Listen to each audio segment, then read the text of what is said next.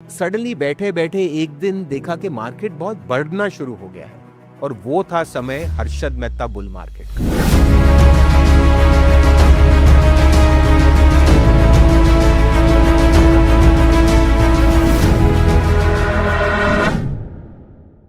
एक होता है आईक्यू, इंटेलिजेंस, और एक होता है ईक्यू, इमोशनल कोशेंट। मुझे लगता है कि इस बाजार में आईक्यू इज ओवररेटेड। कि मेरे लाइफ में बहुत अच्छे 3 मेंटोर मिले हैं। पहला मेंटोर मैंने जो बताया आपको, पराग पारिक का। दूसरा मेंटोर था राकेश झुनझुनवाला, द ग्रेट राकेश झुनझुनवाला, और तीसरा था Ramdev Agarwal. We are marvelously privileged to welcome our guest speaker who is leading his way up as the CEO and founder of Marathon Trends Advisory Private Limited. Our guest, Mr. Atul Suri, and our co-founders, Mr. Siddharth Karnawat and Gaurav Karnawat.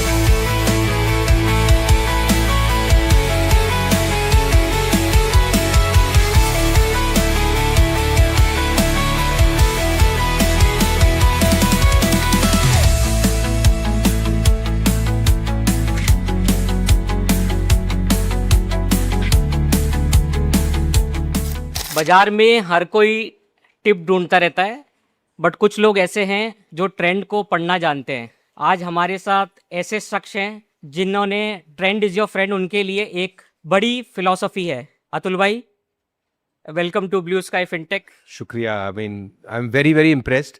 आपने बहुत ही शानदार building बनाई है।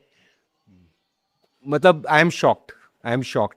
और मैं सोचता हूँ मुझे एक प्रिविलेज है कि आपने यहाँ पे बुलाया और इतने लोग एक छुट्टी के दिन पे गैदर हुए, तो I am actually honoured for being here with you. चलो, thank you so much for coming here. तो मार्केट की बात तो करेंगे अतुल भाई, बट थोड़ा आपकी इनिशियल जर्नी को थ्रो अवे करिए कि आप कैसे स्टॉक मार्केट में आए। How you came to stock market, what was your journey, कहाँ से आपने पढ़ाई करी, कहाँ आपने जन्म लिया? करेक्ट। तो मेरा बचपन से कोई कनेक्शन नहीं है स्टॉक मार्केट में। सो आई वाज बॉर्न के एक छोटा सा शहर है हरियाणा में, अंबाला, कैंट। तो मेरी पैदाइश वहाँ से हुई। तो जब मैं 3-4 साल का था तो मेरे पेरेंट्स बम्बई आ गए। बट मेरे पिताजी जो हैं उन्होंने ज़िंदगी में कभी एक स्टॉक नहीं लिया। सही है। तो वो क्या है, वो फिक्स डिपॉजिट वाले जनरेशन के लोग थे। जो भी सैलरी आती थी, जो बच गई, वो फिक्स डिपॉजिट में चला जाता था। तो स्टॉक मार्केट का एस नहीं मुझे आता था। तो क्या हुआ कि मैं जब पढ़ रहा था तो मुझे सीए करना था। सो उस टाइम क्या था कि उस जमाने में एक सीए करना बहुत बड़ी डिग्री मानी जाती थी, आज भी है। बट उस समय सीए मतलब अगर आपने कॉमर्स किया तो उस टाइम वो सीएफए वीएफए कुछ नहीं था, सब सीए ही लोग करते थे। तो मैं सीए करा था। मुंबई में एक कॉलेज था सिडनम करके, अच्छा कॉलेज, उसमें भी पढ़ता था मैं। पढ़ाई में ठीक ठाक था, अच्छा था समझिए। तो जब सीए करते थे उस समय, तो एक समय होता था, उसको बोलते हैं आर्टिकल्स। यानी 3 साल हमें किसी सीए के साथ काम करना पड़ता था और हमें ऑडिट पे लोग भेजते थे। ऑडिट पे क्या है, वो एक हरे रंग का उल्टा टिक, आप लोगों ने देखा होगा, वो मार मार के मैं परेशान हो गया। 6 महीने में समझ गया कि यहाँ पे कुछ नहीं है, मतलब बॉन्डेड लेबर है। तो मैंने एक जो उस टाइम एक होता है कि आप एक डमी आर्टिकल्स जैसा कर सकते हो, यानी कहने को आप आर्टिकल्स कर रहे हो लेकिन आप कुछ भी कर सकते हो। तो मेरा एक दोस्त था, वो एक ब्रोकिंग फर्म में ब्रोकर था, वहां पे हेड ऑफ रिसर्च था, और वो ब्रोकर था पराग पारिक। तो अभी आप सब पराग पारिक को जानते हैं, एक म्यूचुअल फंड के पॉइंट ऑफ व्यू से बहुत बड़ा, फ्लेक्सी कैप में सबसे बड़ा है और फिनोमिनल परफॉर्मेंस है। बट उस समय पराग भाई का कोई म्यूचुअल फंड कुछ नहीं था, वो एक ब्रोकर थे। और पराग भाई की खासियत ये थी, and thanks to Chandrakant Sampat जो उनकी इंस्पिरेशन थे, कि पराग भाई के एक फर्स्ट इंडियन ब्रोकर थे जिन्होंने एक रिसर्च सेटअप स्टार्ट किया। Right, he was the first broker to set up research. तो कुछ नहीं था, सीए कर रहा था, तो थोड़ा तो 2+2 4 तो समझ आता ही था। तो मैं उनके रिसर्च डिपार्टमेंट में लग गया, थोड़ा डीलिंग में भी चले गए। उस समय मार्केट बहुत अनऑर्गेनाइज्ड होता था, मतलब वो मॉम एंड पॉप शॉप बोलते थे। राइट। कि बाप है साथ, आग में बेटा ही बैठता है, तो वैसा कुछ था, ऑर्गेनाइज नहीं था। तो हमारी जो तनख्वाह थी उस समय 2,500 रुपए होती थी। 500 रुपए खर्चा होते थे आने जाने में। फॉर्चुनेटली मैंने को घर पे पैसे देने की जरूरत नहीं थी, तो वो 2,000 रुपए बचते थे, वो शेयर मार्केट में लगा देते थे। कुछ ज्यादा समझ नहीं था, जो भी चल रहा था, जो भी वो जॉबर्स में जो लोग बोलते थे डाल देते थे। जैसा कुछ रिसर्च नहीं, ज्यादा कुछ समझ नहीं आती थी। राइट। तो सडनली बैठे बैठे एक दिन देखा कि मार्केट बहुत बढ़ना शुरू हो गया है, और वो था समय हर्षद मेहता बुल मार्केट का। 91। बाद में समझ आई कि ये कुछ बहुत बड़ा बुल मार्केट है, बट उस समय कुछ समझ नहीं थी, क्योंकि बच्चे थे यार, पढ़ते थे स्टॉक मार्केट। आज तो आजकल इतने पॉडकास्ट हैं, यूट्यूब है, किताबें हैं, उस समय किताबें भी नहीं मिलती थी, इंटरनेशनल बुक्स भी नहीं थी, कुछ ज्यादा पढ़ने को नहीं था। तो होते होते जो मैंने समझो कि 20,000 रुपए इन्वेस्ट किए थे मार्केट में, वो एक साल में इट बिकेम फ्यू लैक्स। अच्छा, तो 20,000। 91 में मतलब जो बच्चा पढ़ रहा है वो लखपति हो गया, आज के हिसाब से करोड़पति बन गया। ऑलमोस्ट दैट इफेक्ट था, और अपने उसमें कुछ नहीं की, किस्मत थी, वो हर्षद मेहता बुल मार्केट हो गया। 600% आपका इंडेक्स ही मूव हो गया, 600 का सेंसेक्स 3600 हो गया, 5 गुना। 5 गुना 6 गुना हो गया। अभी 500 नहीं बढ़ता है। 500 नहीं बढ़ता है, और अब हम कोरिया को देखते हैं 100 गुना 100% बढ़ गया, तो बोलते कितना बड़ा बुल मार्केट है। इंडिया का सबसे बड़ा बुल मार्केट वो था। तो जैसे मैंने बताया कि यार पढ़ते थे और लखपति बन गए, तो बहुत किस्मत थी। तो बम्बई आ गए, बम्बई आने के बाद पराग पारिक को ज्वाइन पराग पारिक को ज्वाइन किया, तो ये बॉम्बे में ही था, ओके। सिडनम बॉम्बे में ही कॉलेज है। उस समय पराग भाई एक बहुत ही वाइज आदमी है, तो पराग भाई ने मुझे एक नसीहत दी कि ये जब शेयर बेचोगे, कब बेचोगे वो तुम पे है, अगली बार इसका शेयर मत खरीदना। ये जो पैसे तुम्हें मिलेंगे, अब तुम्हारे पास बहुत पैसे हो गए हैं, इन्वेस्ट इन एजुकेशन, आप पढ़ाई में डालिए, क्योंकि आप पढ़ाई में अच्छे हो। तो मैंने भी सोचा यार, और मेरे पिताजी क्या थे कि वो ट्रेडिशनल माइंडसेट के थे। तो जब मैं शेयर मार्केट में था, उस समय शेयर मार्केट था सट्टा बाजार, कोई बाप नहीं चाहता था कि बेटा सट्टे बाजार में हो, और वो खासकर सीए करके वो चाहते थे मैं किसी फॉरेन बैंक में बनूं, जो बोलते ना सिटी बैंक, बड़ा executive बड़ा फॉरेन बैंक में बनूं। तो वो भी नाखुश थे। तो मैंने सोचा कि यार थोड़े पैसे बन गए, ऐसा करते फॉरेन पढ़ने चले जाते हैं, और मैंने ऑस्ट्रेलिया में अप्लाई किया मास्टर्स इन इंटरनेशनल बैंकिंग। मैं बैंकर बनना चाहता था। तो ऑस्ट्रेलिया में जो था वो सेमेस्टर स्टार्ट होता था जुलाई में, और हमें फीस देनी होती थी 15 मई तक। मैंने 14 मई को सब शेयर बेच दिए, और फीस देने के लिए, और मैंने 2 साल की फीस अपफ्रंट दे दी, क्योंकि उस टाइम क्या होता था, फिजिकल होता था, कहाँ ऑस्ट्रेलिया से बैठे, ऑनलाइन तो होता नहीं था, डैडी को समझ नहीं थी। तो मैंने 2 साल का जो भी मतलब शेयर थे मैंने बेच दिए, ताकि 2 साल तक वहां फीस दे दिए, सब फीस मैंने प्रीपे कर दिया 2 साल का। और ये था 14 मई, 29 मई को मार्केट क्रैश हो गया। 29 में 90 सेम ईयर 91 बिल्कुल 15 दिन बाद। तो ये किस्मत थी मेरी, अगर मैं वो शेयर नहीं बेचता फीस भरने के लिए, तो ना मेरे पास एजुकेशन होती और ना शेयर का कोई वैल्यू होता। तो अभी शेयर है या बेच दी? अरे वो तो सब बेच दिए, एंड आई एम फॉर्चुनेट। अभी वाले तो है ना? अभी वाले तो नहीं तो वापस मार्केट क्रैश आ जाएगा। उसके बाद इतना लग नहीं रहा उसके बाद इतना नहीं लग रहा।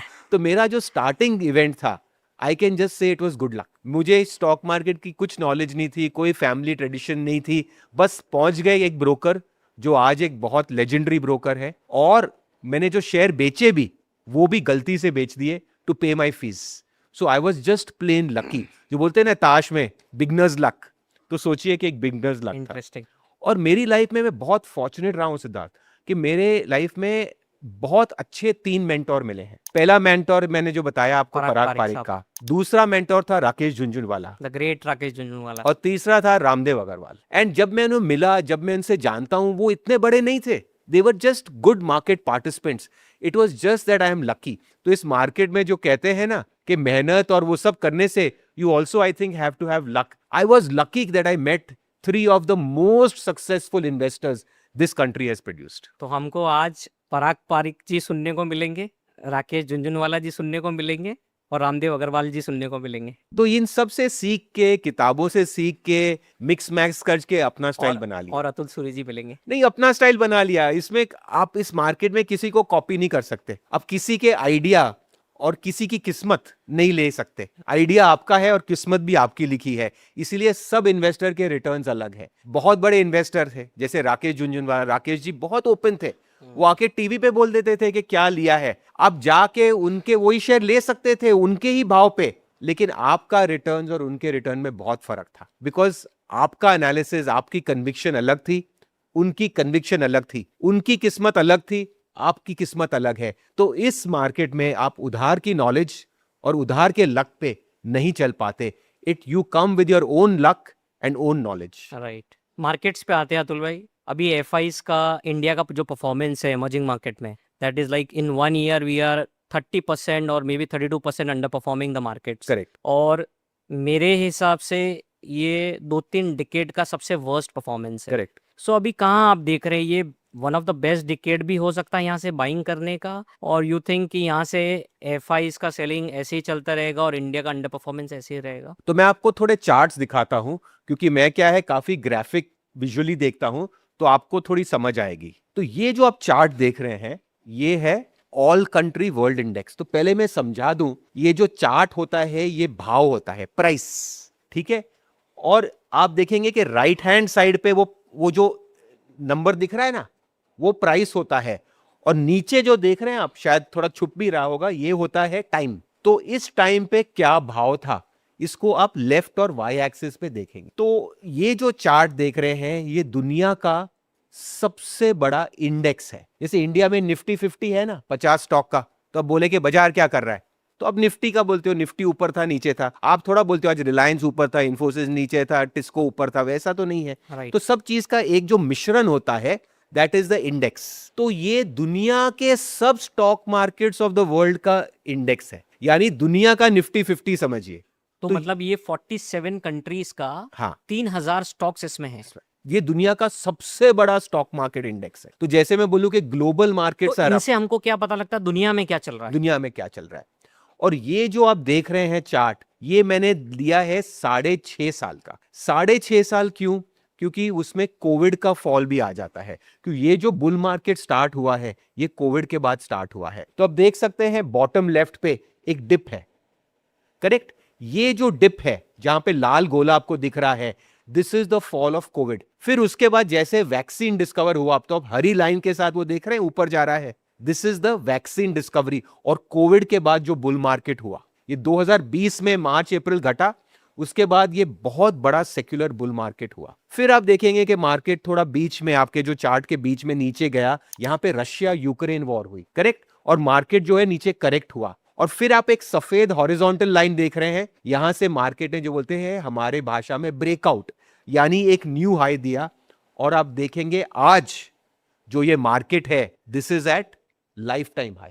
तो दुनिया की मार्केट जो है ये सिर्फ यूएस में नहीं है, ये दुनिया की मार्केट्स में एक बहुत बड़ा बुल मार्केट चल रहा है. ग्लोबल तेजी चल रही है. ग्लोबल तेजी चल रही है, क्योंकि कोई भी asset class life time high पे हो, यानी हमने आज तक वो भाव देखा नहीं, वो तो बुल मार्केट ही है ना. तो आज आप देख रहे हो कि this is a very big bull market. बीच बीच में नीचे आता है, करेक्शन आती है, बट आप देखेंगे वापस वो वी शेप रिकवर होके ऊपर हो रहा है. और यहां पे आप देख रहे हैं एक गोल्डन बॉक्स है एक्सट्रीम राइट पे, ये है लास्ट 2 इयर्स.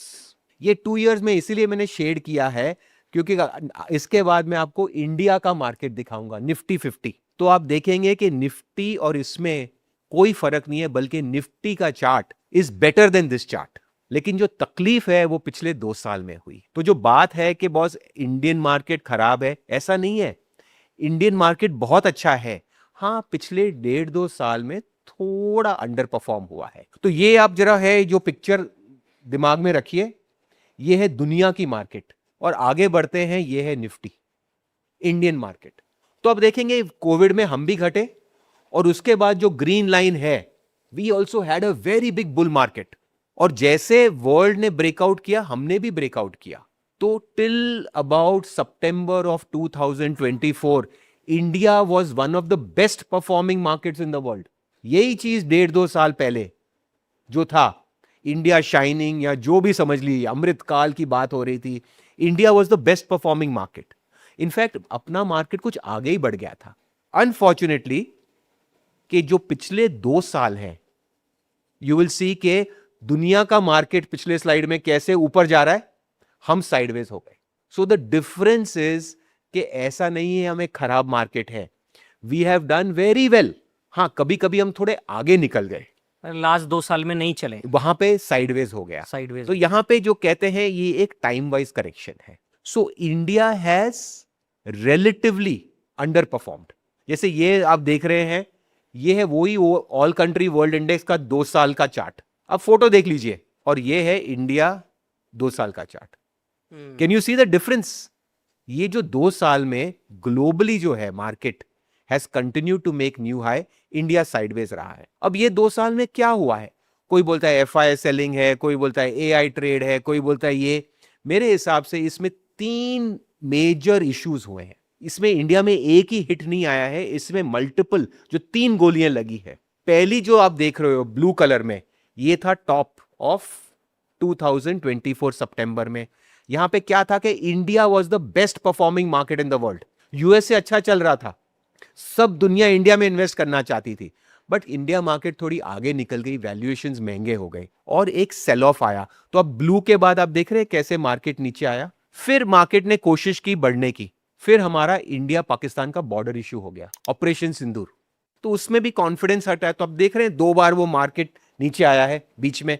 फिर हमने कोशिश की कि दुनिया बुल मार्केट में चल रही थी, तो हमने फिर से कोशिश की और उस समय आप देखेंगे कि मिस्टर ट्रंप ने इंडिया पे एक्स्ट्रा टैरिफ लगा दिए। आपको पता है ना, ट्रंप टैरिफ्स वो जो पूरा लेके आ गया था, इंडिया में 25% आ गए, तो आप देखेंगे इंडिया फिर से अंडर परफॉर्म हो गया। और लास्ट जो फॉल दिख रहा है, हमने न्यू हाई किया, लास्ट फॉल कब हुआ, जब ईरान अटैक हुआ और क्रूड जो था $60-70 से $115 हो गया। सो इंडिया में ऐसा नहीं है कि एक सिंगल कॉज है, इसमें पिछले 1.5-2 साल में मल्टीपल हिट्स हुए हैं। बट इसमें सिल्वर लाइनिंग सिद्धार्थ ये है कि अल्टीमेटली ये जो है ये स्ट्रक्चरल इश्यूज नहीं है। क्रूड जो है $115 से आज 75 हो गया है, मुझे लगता है 65 हो जाएगा। अगर जो टैरिफ्स हैं इंडिया पे, जो स्पेशल टैरिफ्स लगे थे वो निकल गए हैं। इंडिया और यूएस में have a trade deal very shortly. तो जो इश्यूज जो था इंडिया में, वैल्यूएशन 22-24 का हो गया था, वो आज 20 के करीब है।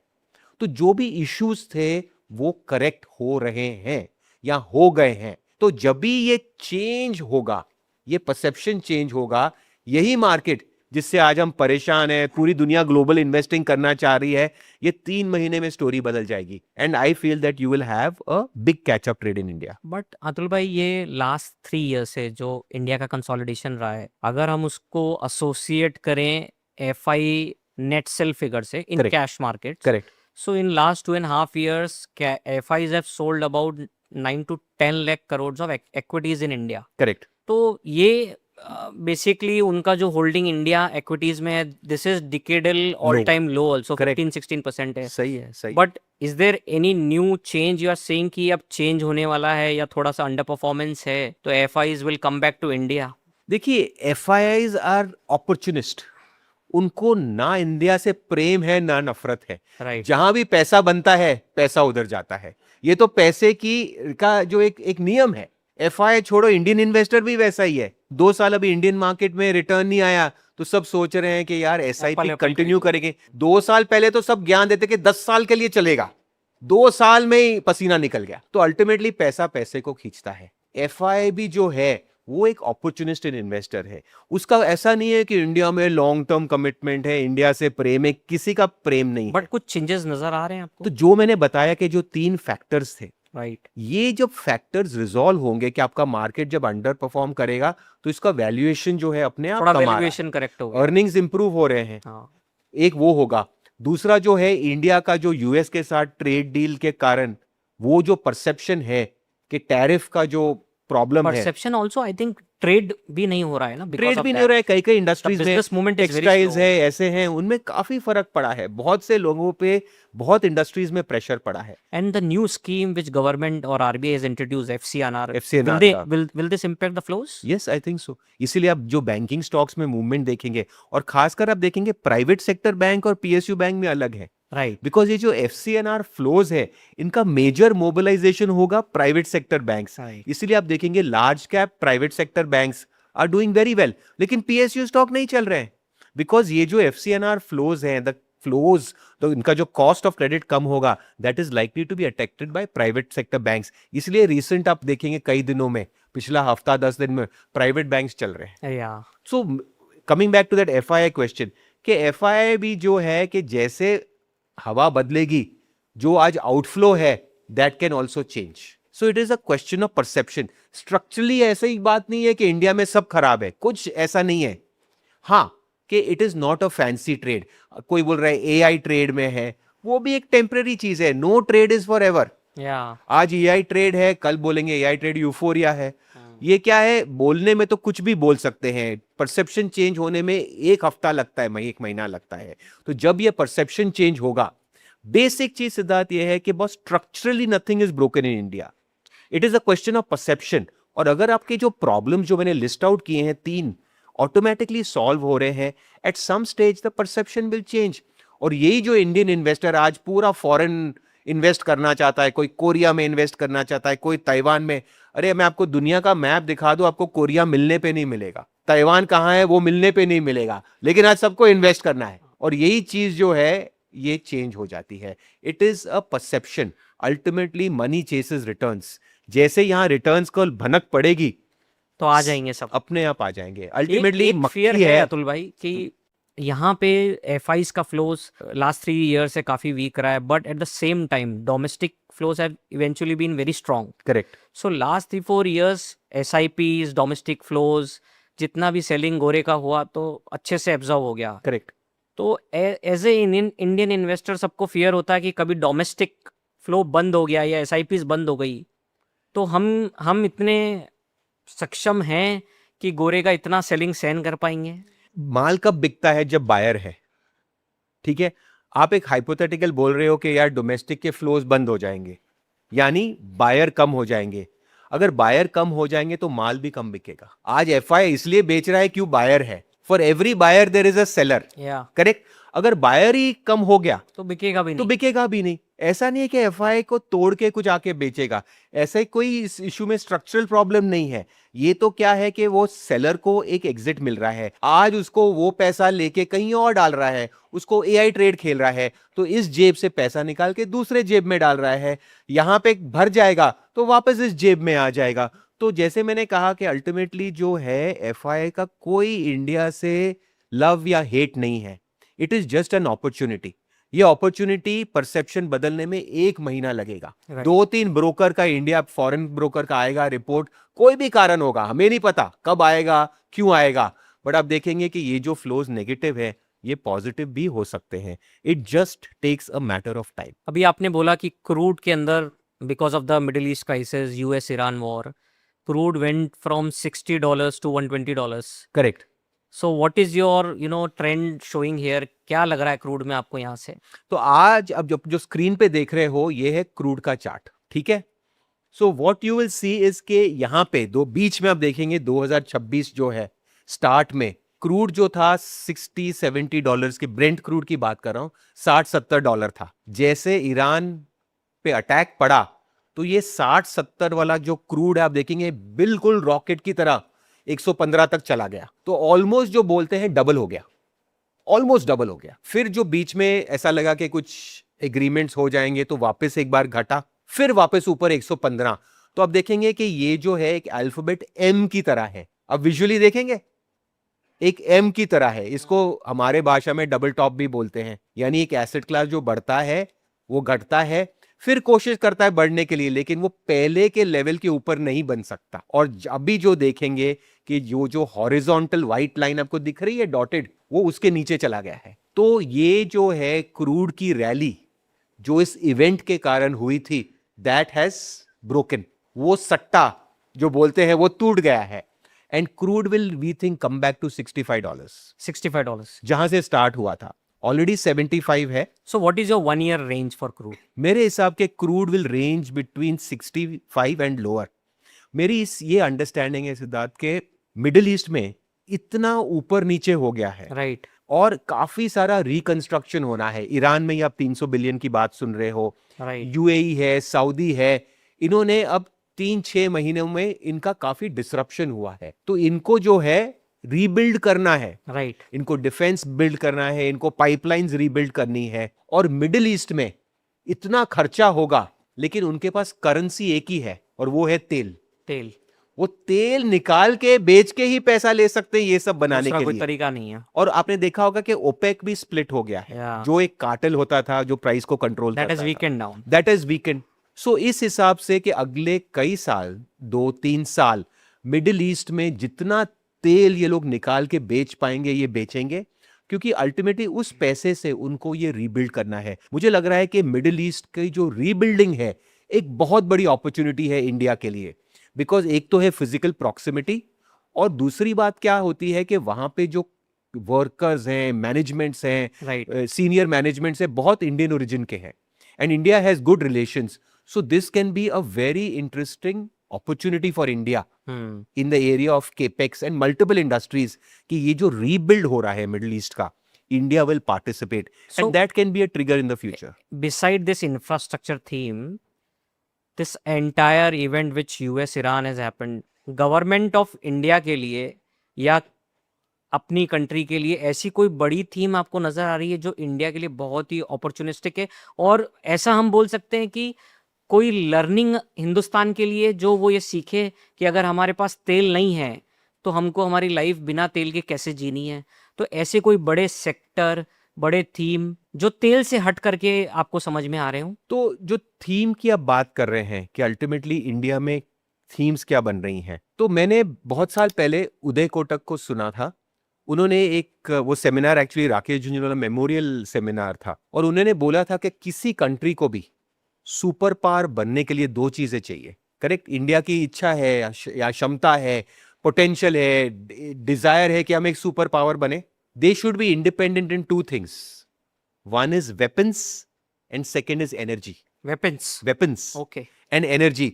कोई कंट्री जो है इन दोनों के बगैर सुपर पावर नहीं बन सकती. अब देखिए अमेरिका, उसके पास वेपन्स है और उसके पास एनर्जी है. रशिया सुपर पावर था, उसके पास वेपन्स थी, उसके बाद एनर्जी है.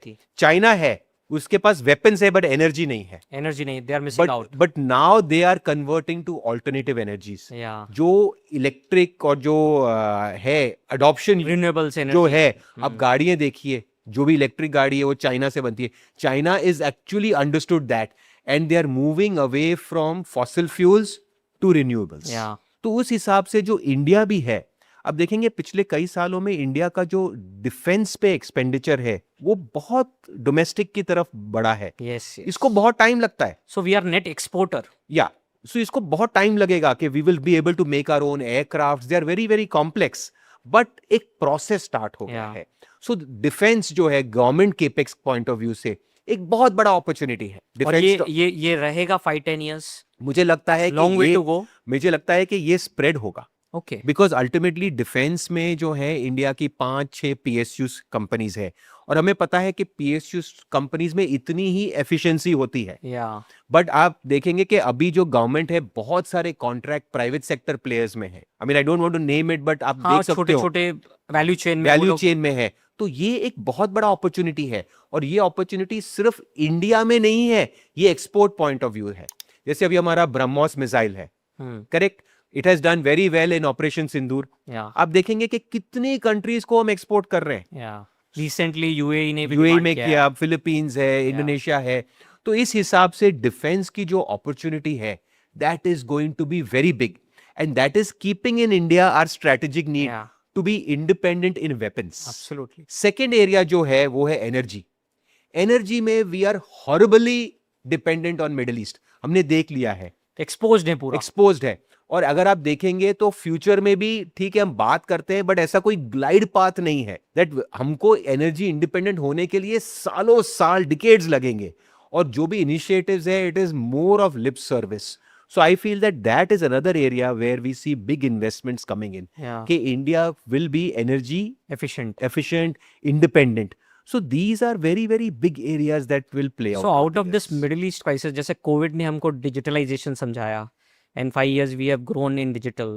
ये मिडिल ईस्ट का क्राइसिस हैव taught us कि हमको तेल पे निर्भर नहीं रहना है. करेक्ट. दूसरा माध्यम होना चाहिए हमारे फैक्ट्रीज चलाने के लिए, कंपनीज चलाने के लिए. And that government of India has realized. Do you think that some of the reforms or the major focus has to come, or it is inevitable it will come? नहीं, वो होना ही है. अब देखिए ये जो वॉर हुआ है, अब स्ट्रेट ऑफ हॉर्मुज ईरान ने ब्लॉक कर दिया. वो आगे भी कर सकता है. बिल्कुल.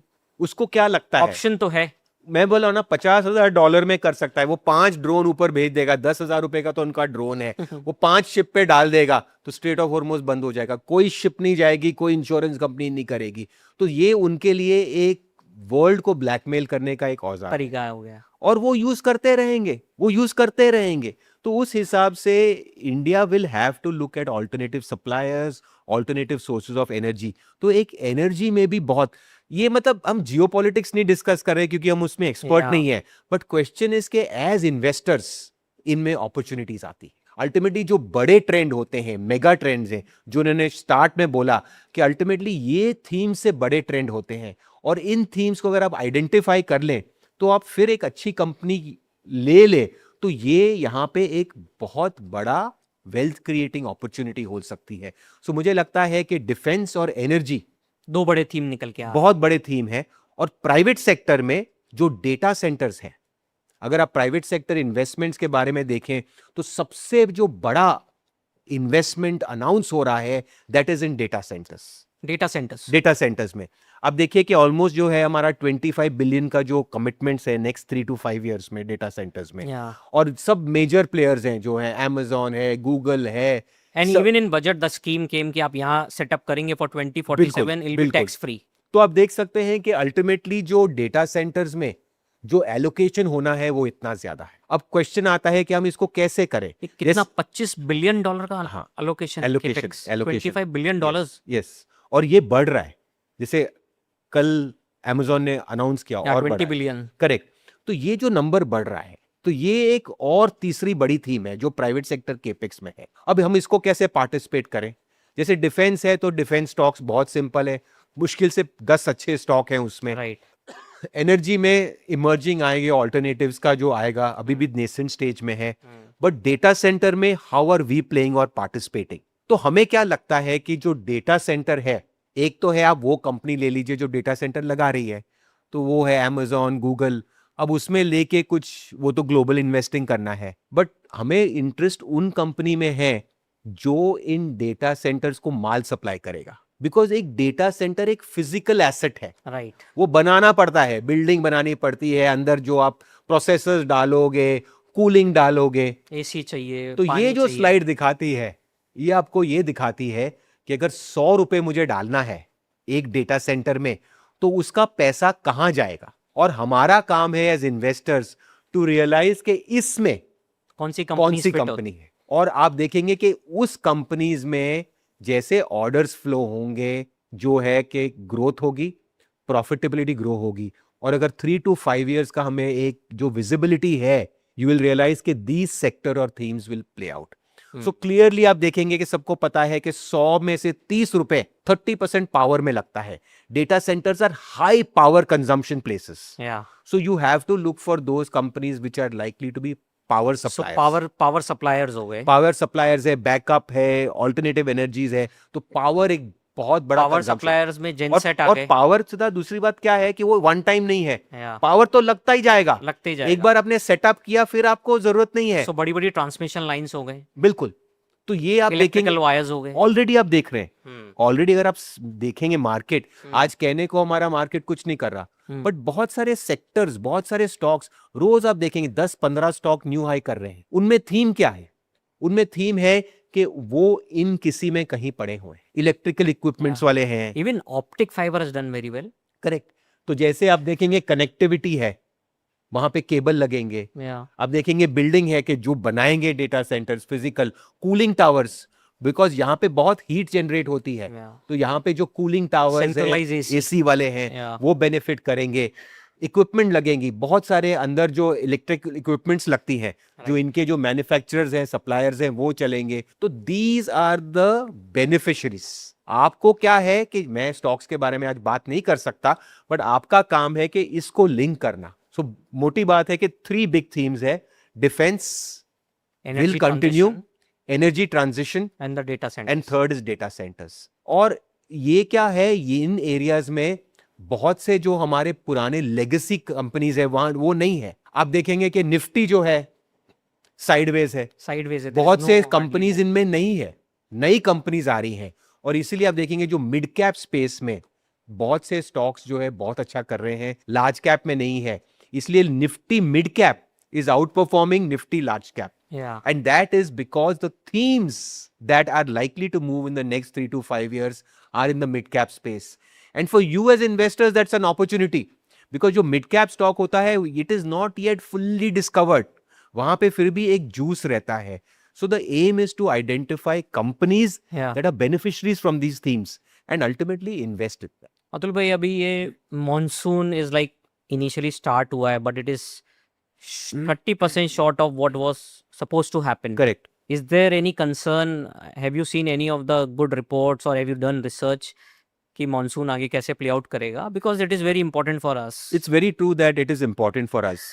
बट दूसरी बात क्या है, मैंने सालों में ये भी सीखा है कि हर चीज के लिए भी नहीं डर सकते, हर चीज के लिए भी चिंता नहीं कर सकते, because there are lot of unknowns.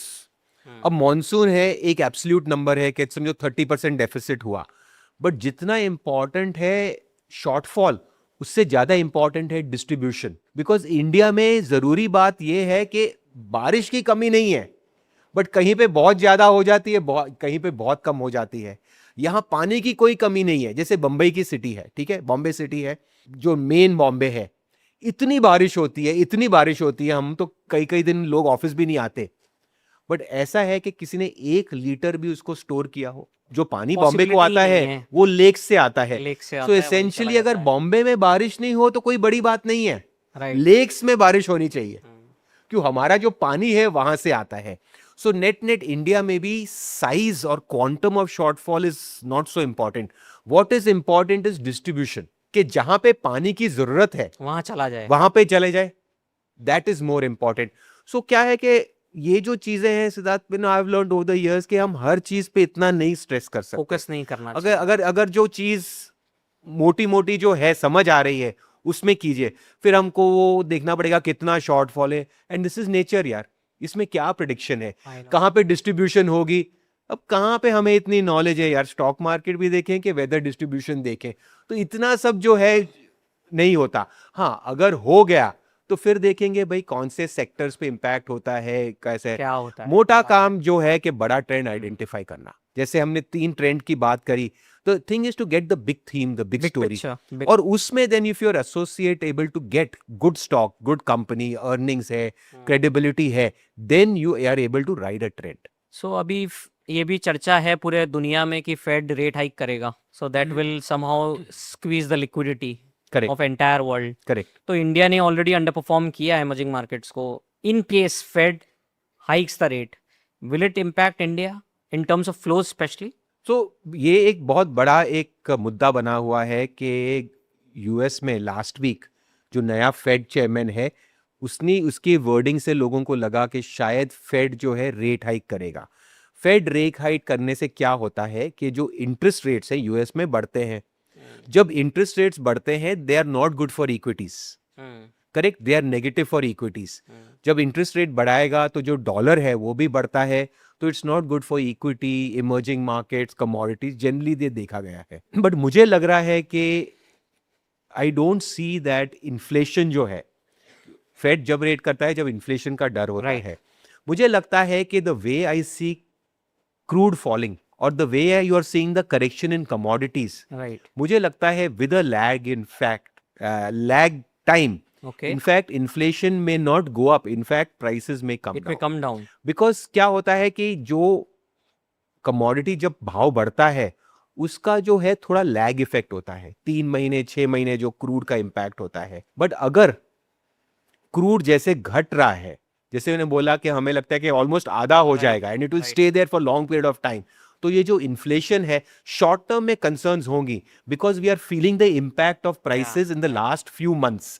But in the next few months, we will see the impact or the benefit of lower crude prices. तो रिवर्स भी हो सकता है तो पूरा उस हिसाब से मुझे scenario. नहीं लगता कि यूएस में interest rates will go up considerably. Yes, short term globally concern है, because we are Right. Seeing the pain of price of crude going up. Yeah. But already हमें दिख रहा है पीछे हफ्ते 10 दिन में क्रूड घट गया है, and this can be a game changer for inflation globally. Yeah. So I personally think that we are not So in a if it is a low inflation, low interest rate, then the growth could come back very sharply. Correct. तो उस हिसाब से क्या हो रहा है कि आप देखेंगे यूएस में Hmm. Bond yields are pretty high compare to history, but yes yet US में जो है corporate earnings are fantastic. Yeah.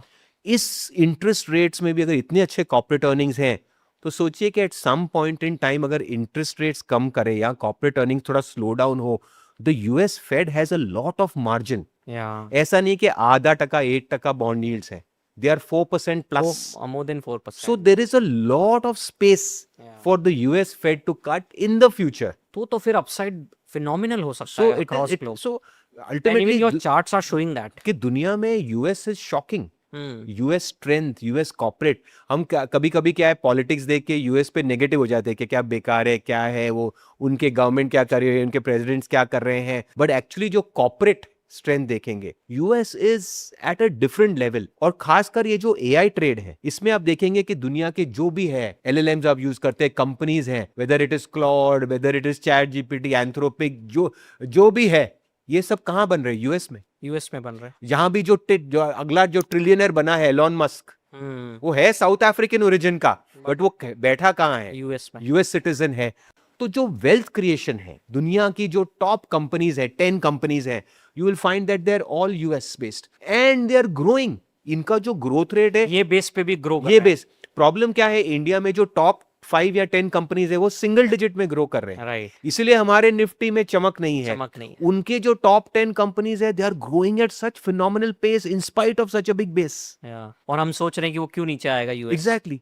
जैसे कोरिया है, राइट. हम सोचते रहे कोरिया इतना बढ़ गया, बट आप जो इनकी जो मेजर जो फ्लैगशिप जो सेमीकंडक्टर, सैमसंग है, अगर आप उनकी अर्निंग्स देखेंगे तो इट विल शॉक यू कि actually that market looks cheap. Of late Atul भाई ये एआई का ट्रेड ग्लोबली थोड़ा क्रैक हुआ है and this could be one of the reason last 2-3 साल से गोरे का पैसा बाहर गया.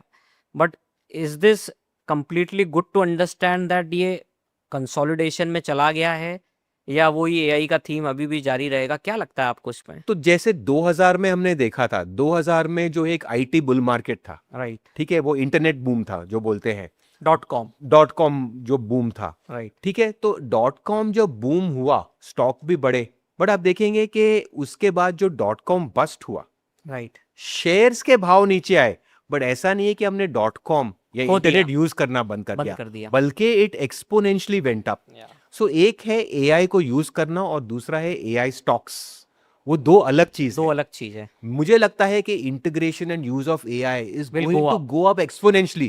कुछ जो आदमी एआई यूज करता है वो उसका दीवाना है, जैसे मैं हूं. I am crazy about using AI and the future is going to change dramatically. हाँ, बट एआई स्टॉक्स में वहां पे एक वैल्यूएशन फैक्टर आता है, वहां एक एक्सेसेस आते हैं. तो एआई स्टॉक्स में आप हो सकता है, बट वही फ्लोज इंडिया में भी तो आ सकते हैं अगर गए थे तो. वो भी हो सकता है. दैट अल्टीमेटली, जैसे मैंने कहा कि पैसा रिटर्न ढूंढता है. आज रिटर्न उन एआई प्लेज में है तो पैसा उधर जा रहा है. कल वहां पे अगर लोगों को एक्सेस लगा और लगा कि भाई यहाँ इंडिया में कोई कारण हो रहा है तो पैसा वापस आ सकता है. Ultimately money chases momentum. Simple. अभी चार्ट्स पे आपको बड़े ट्रेंड, बड़े सेक्टर्स कहाँ तेजी नजर आ रहा है? बड़ा तेजी कहाँ? आईटी में आ रहा है, फार्मा लग रहा है, कहाँ आपको बड़ा तेजी लग रहा है? तो मैं आपको एक स्क्रीन दिखाता हूं, बट मैं आपको दिखाता हूं कि हम कैसे डिटरमिन करते हैं कि इस मार्केट में ट्रेंड्स कहाँ पे है. क्योंकि क्या होता है, एक तो होती है सोच, डिस्कशन, बट नेट कुछ होता है एक क्वांटिफिकेशन, न्यूमेरिकल. तो ये जो आप आपके स्क्रीन पे देख रहे हैं, इसमें बहुत से नंबर हैं, पर इसलिए इसको रंग बिरंगी भी किया हुआ है कि आपको शायद नंबर पढ़ने नहीं पड़े. हम एक रिसर्च करते हैं कि अल्टीमेटली कहाँ पे ट्रेंड है. क्योंकि जो इन्वेस्टिंग है, एक तो है स्टॉक लेना, स्टॉक तो ले लिया, बट आप देखेंगे कि जो रिटर्न्स आते हैं वो सिर्फ उस स्टॉक की परफॉर्मेंस पे नहीं करते, बट क्वेश्चन होता है कि वो सेक्टर या थीम चल रहा है कि नहीं. जैसे आपने देखा 2 साल पहले डिफेंस स्टॉक चले तो सब डिफेंस स्टॉक चले थे, राइट. आपने ये ले लिया, वो ले लिया, पैसा बना. सेक्टर चला. रेलवेज चले, सब रेलवे स्टॉक चले, और जब घटे तो सब घटे, राइट. आपको कहीं प्रोटेक्शन नहीं था. तो बड़ी बात है कि मुझे लगता है 70 to 80% ऑफ रिटर्न जो आता है वो आता है कि अगर आपने सही सेक्टर पकड़ लिया, सही थीम पकड़ लिया, वो पकड़ लिया, फिर उसमें आपको एक ठीक ठाक स्टॉक पकड़ना है, एक या जो. ठीक है, उसमें स्टॉक गलत भी गया तो पैसा तो बनेगा, बिकॉज वो थीम चल रही है. राइट. वो थीम चल रही है. सो ये है हम कैसे थीम पकड़ते हैं. सो इंडिया में अल्टीमेटली हमने देखा कि हमने अपने इंडेक्सेस बनाए हैं, और ये है इंडस्ट्री स्पेसिफिक इंडेक्स.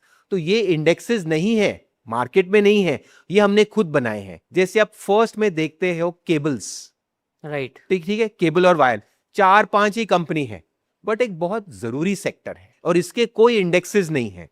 तो उसी तरह हमने 45 अलग यूनिक इंडस्ट्री इंडेक्सेस बनाए और हर एनएससी 500 स्टॉक, एनएससी 500 स्टॉक इसीलिए कि टॉप 500 कंपनी है, ये है 96% ऑफ मार्केट कैप, Right. यानी मोटा मोटा पूरा मार्केट पूरा मार्केट है, राइट। वो हमने किसी हर सेक्टर में एलोकेट किया और इसको हम 3 प्राइस बिहेवियर से देखते हैं। 52 वीक्स यानी 1 साल, ओके, 26 वीक्स यानी 6 months, 6 months, 13 weeks is 3 months. 3 months। और इसमें हम price movement, volatility, relative strength, 3 चीजें इसमें मैथ्स है वो करते हैं। बट क्या होता है कि हमें एक रैंकिंग समझ आ जाती है कि कौन सा सेक्टर किस टाइम फ्रेम में चलता है, राइट। और फिर हम इसको इक्वलाइज करते हैं और इसको रैंक करते हैं। जो हरा रंग है दैट इज आउट परफॉर्मर, जो लाल रंग है that is under performer, yellow और ऑरेंज इज द मिक्स्ड। सो आपको दिख जाएगा कि मोटा मोटा सबसे ज्यादा हरे रंग कहां पे। So first is your cable and wires, तो वही जो हम बात कर रहे थे पहले, डेटा सेंटर्स की, घूम फिर के 4-5 स्टॉक ही है। तो यहाँ बड़ा तेजी लग रहा यहाँ पे है तेजी, और लग भी already नहीं रहा, ये है। अब जाके देख लीजिए, most of the stocks are near lifetime highs. So second is industrial machinery, industrial so that machinery, is part of manufacturing। Manufacturing और also linked to little bit of the data centre kind of place. Okay. Classification जो है, if you keep on reading this you can understand कि ये है market में trend कहां पे है, एंड एज अ इन्वेस्टर अपनी कोशिश रहेगी इन सेक्टर्स में एलोकेट करने की। And third which is very interesting, which is थोड़ा कम बात होता है, टेक्सटाइल एंड अपैरल्स। तो textile and So apparel this is very early indicator, I guess, because अभी सारे FTS साइन हुए, Europe, UK, USA, correct but your indicator is showing it is a top 3 कि sector. Already इसमें जो है market में क्या है, टेक्सटाइल एक इंडस्ट्री थी जिसका कुछ अच्छा नहीं चल रहा था, बहुत हाँ, लास्ट सब लोग भूल गए थे इस सेक्टर Yeah. को। बट क्या हो रहा है कि अभी जैसे इंडिया फ्री ट्रेड एग्रीमेंट्स कर रहा है, यूके के साथ कर रहा है, यूरोप के साथ कर रहा है, यूएस के साथ कर रहा है, तो इंडिया टेक्सटाइल्स जो है, जो आज टैरिफ्स के कारण बहुत बुरा हाल है, these can actually turn around and these companies can do very well. इसीलिए जो रैंकिंग में जो दिख रहा है It is on कि top ये 3. एक सेक्टर जो है टॉप 3 में आ रहा है, वेरी इंटरेस्टिंग। तो इस हिसाब से we are able to capture. So हमारी कोशिश रहती है कि जो टॉप 10 सेक्टर्स है या टॉप 10 इंडस्ट्रीज है, मोटा मोटा पैसा हमारा वहां एलोकेट होना। बिकॉज बात क्या होती है कि जहां पे वो सेक्टर या थीम चलती है वहां पे पैसा होता है, बनता है, and this is nothing but a scientific way to determine कि कहां पे थी। अगर हम इसकी अंडर परफॉर्मेंस की बात करें तो आपका जहाँ पैसा नहीं लगाना चाहिए, जो छोटा ट्रेंड है एकदम, वो दिख Correct. रहा है आईटी में। IT, tyres and rubber and retail में क्या आ गया? तो रिटेल में भी आप देखेंगे कि बारिंग 1 और 2 जो प्लेस है, ट्रेंड और डीमार्ट, बाकी सब में जो नुकसान, पैसा नहीं बन रहा है, there is been lot of competition, margin compression हो रहा है, तो इसीलिए आप देखेंगे एज इन्वेस्टर्स वहां पे ज्यादा पैसा नहीं बन रहा है। सबसे इंटरेस्टिंग है कि 45 नंबर पे एक सेक्टर है आईटी लार्ज कैप। ये बहुत जरूरी सेक्टर है। ये जरूरी सेक्टर इसीलिए है कि जो हमारा इंडेक्स है, सबसे बड़ा सेक्टर है इंडिया में बैंकिंग, और दूसरे नंबर पे है आईटी। राइट। जब आपका सबसे सेकंड बिगेस्ट सेक्टर सब में बॉटम होगा तो इसका इंपैक्ट जो है निफ्टी पे मार्केट में आएगा। बेरिशनेस में आएगा। या तो जो निफ्टी का अंडर परफॉर्मेंस की बात कर रहे हैं, मेजरली बिकॉज ये भी एक बहुत बड़ा है। अब अगर आप कॉन्ट्रेरियन इन्वेस्टर हो या वैल्यू इन्वेस्टर हो तो आपको शायद यहाँ पे इंटरेस्ट होगा, बट हम कॉन्ट्रेरियन या वैल्यू इन्वेस्टर नहीं है, we are quality and momentum. So मेरा जो पोर्टफोलियो होगा वो टॉप 1 to 10 में होगा, क्योंकि मैं ये नहीं लेना चाहता। बिकॉज क्या हो रहा है कि जैसे मैंने बताया कि एआई एक बहुत बड़ा थीम है, और ये काफी सारे जो आईटी स्टॉक्स हैं इनके बिजनेसेस में ऊपर नीचे हो रहा है। So at your company, your PMS, आपका क्या फिलॉसफी रहता है जो दूसरे पीएमएस से अलग है, और आप लोग क्या मोमेंटम प्ले ज्यादा करते हैं? सो हमारी कोशिश क्या रहती है that we combine 2 styles, we do quality and momentum. तो इसका कारण ये है कि मुझे जैसे मैंने बताया कि 30 साल से ज्यादा हो गए इस मार्केट में, तो हमने देखा कि यार जो वेल्थ क्रिएटर है, जो स्टॉक्स में बहुत पैसे बने हैं, राइट। उनमें क्या कैरेक्टरिस्टिक है, क्वालिटी क्या है, एक स्टॉक में इतना पैसा क्यों बना। तो हमने देखा कि जो स्टॉक्स में बहुत पैसा बना उनमें 2 चीजें होती है। एक होती है अर्निंग्स, बहुत बार शेयर चल जाते हैं बगैर अर्निंग के, बट उनका जो एंड होता है वो खराब ही होता है। मतलब स्टॉक प्राइस चल जाता है, स्टॉक प्राइस But लेकिन earnings अर्निंग्स नहीं नहीं होता। आती, वो तो कोई फिर वो कहानी collapse हो बना जाता है। जाता है, कोई ऑपरेटर आ जाता है, आप उसमें खिंचे तो जाते हो लेकिन घर में वो अटक माल जाते रह हैं। जाता है और अटक जाते हो, और उसमें सबसे ज्यादा नुकसान होता है। तो पहली चीज है कि बट तो हम आप क्या फिल्टर डालते हैं कि जिससे आप वो अवॉइड करें? तो जो क्वालिटी है, अल्टीमेटली क्वालिटी में हम तीन चीज देखते हैं, मोटी मोटी तीन चीज देते हैं कि अल्टीमेटली जो कंपनी है वहां पे एक सेल्स ग्रोथ, जो एक top line growth, revenue revenue growth, वो होना चाहिए कंसिस्टेंट। तो हम 3 साल मिनिमम का देखते हैं, 3 years minimum. 3 years minimum of accelerating growth growth. उसी तरह जो ऑपरेटिंग प्रॉफिट होता है वो भी एक ग्रोइंग फेज में होना चाहिए। एंड थर्ड जो आरओई होना चाहिए, रिटर्न ऑन इक्विटी, या that should be also healthy positive. क्योंकि इस बार क्या होता है कि हमारे बाजार में अपॉर्चुनिटीज बहुत है, 2000 कंपनी है, हम 2000 कंपनी नहीं ले सकते। नहीं ले सकते। सो हमें क्या है कि हमें उसमें उठाना है वो जो कंपनीज जहां पे एक सेल्स प्रॉफिटेबिलिटी और आरओई ग्रोथ है, right. Because ultimately wealth creation वहां होती है। तो अगर हम हमारे जो फिल्टर्स रन करें तो घर में आते हैं सिर्फ 200 company after doing all after all दो स्कैन्स। सो नेट नेट मेरी दुनिया सिर्फ वो 200 कंपनी की है, मुझे बाकी 1800 में कोई इंटरेस्ट नहीं है। बिकॉज मैंने देखा है, मैंने एनालिसिस ये कहता है that companies that have consistency in top line, bottom line and ROE are the ultimate wealth creators. आप रामदेव अग्रवाल जी का जो वेल्थ क्रिएशन स्टडी है वो पढ़ लीजिए। It is a beautiful text book in learning कि अल्टीमेटली जो इंडिया में वेल्थ क्रिएटर्स हैं उनमें क्या क्वालिटी रही है। मेरी अंडरस्टैंडिंग ये है कि they are all companies backed by earnings. और दूसरी बात है कि अर्निंग्स के साथ वहां पे उस स्टॉक में मोमेंटम भी होना चाहिए। जैसे मैंने आपको प्रीवियस स्लाइड बताया कि कभी कभी क्या होता है, किसी कंपनी में अर्निंग होती है बट जो वो सेक्टोरियल मोमेंटम वो नहीं होता या वो थीम नहीं है तो पैसा नहीं बनता। सो एज इन्वेस्टर्स वो भी हमारे लिए कुछ मतलब की बात नहीं है। So I need to control risk, I need quality to make money, I need momentum. So I want good superior risk adjusted returns. Yeah. So I need quality plus momentum. Momentum. Only quality with no momentum is no money. Only momentum without quality also is bad because it's a price trap. Yeah. So I need to combine these two. और सबसे मुश्किल चीज investing की माल बेचना। ले तो सब लेते हैं शेयर, बेचना नहीं आता है। बेचना नहीं आता। बेचना आप आता कैसे- भी है। आप लोग कैसे डिसाइड करते हैं पीएमएस में कब बेचना है? तो जैसे ये फैक्टर्स जब एक्सेलरेटिंग हो तो वी आर बायर्स, ओके। तो जब वो डी एक्सेलरेटिंग हो वी आर सेलर्स। उसमें रॉकेट साइंस नहीं है। थोड़ा लेट भी होगा तो चलेगा। हम लेट ही होते हैं। We call ourselves trend followers Yeah. And not trend predictors. या सो लेट होंगे बट गलत नहीं जाएंगे। बिल्कुल, बिकॉज नेट अटक नहीं, बेसिकली इन शॉर्ट हम अटक नहीं जाएंगे stock अटक नहीं में। जाएंगे। और इस सेलिंग में क्या होता है कि सबसे मुश्किल चीज इन्वेस्टिंग का लेना नहीं है, बेचना है। राइट। हम सब मिलते हैं, बात करते हैं, यार क्या लेना चाहिए सिद्धार्थ, क्या लेना चाहिए।